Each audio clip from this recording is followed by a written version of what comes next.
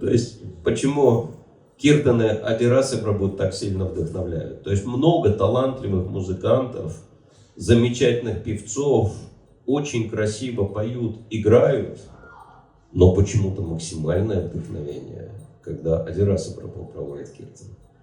Причина простая, потому что у него все киртаны не просто красивые, не просто талантливые, не просто профессиональные, они тематические. Заметили, что у него темы всегда есть, да, в его киртанах, что он естественным образом настраивает своими мелодиями на сознание Кришны.